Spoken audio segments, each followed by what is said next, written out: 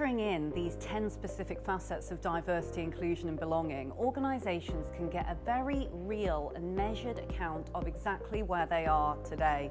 They can then look at the ways in which they can move their dial significantly forward by identifying the areas that need the most work and development.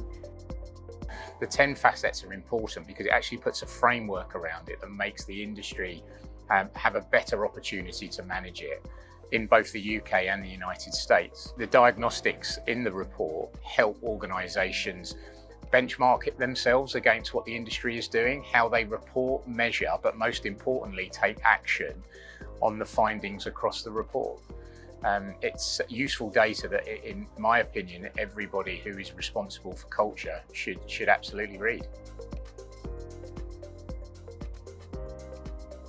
When I think about why people should take time to read yet another review, the reality is that you don't have to read this review in one. You can go in and out throughout the year.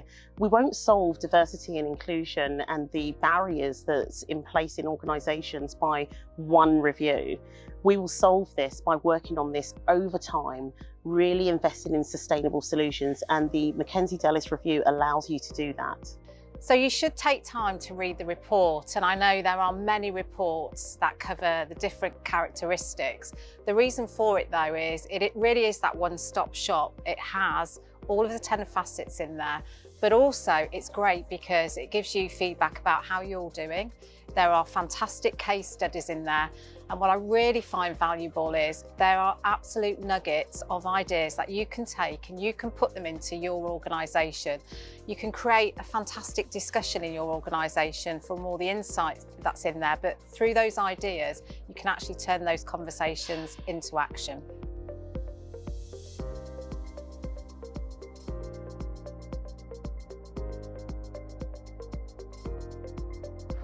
The future of diversity is in reporting. It's so important. We say at the Foundation, what gets measured gets done, but you can't improve unless you can measure. And so it takes inclusion, diversity and belonging within all forms of organisation to a place where you actually know if you're making progress, you understand what your baseline is, and unless you can do those things, it's just talk, it's just in the abstract. So what we do is we provide practical solutions to allow people to affect the change.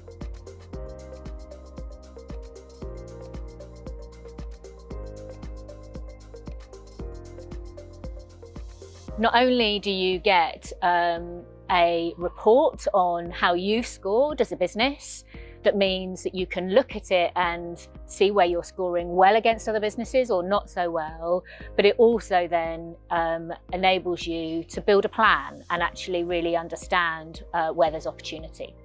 Apart from obviously being the right thing to do, inclusive cultures are absolutely differentiating against others. You know, the best high-performing cultures have a high degree of psychological safety and inclusion. And when you can bring a group of people with diverse backgrounds, experiences, beliefs, and they can come together and feel that they can be the very best version of themselves, it becomes really, really powerful. And that's when you get the most innovation, the best outcomes, and most of the statistics say that that's the case. We really encourage leaders to look at an approach which is based by scientific methodology as opposed to purely common sense.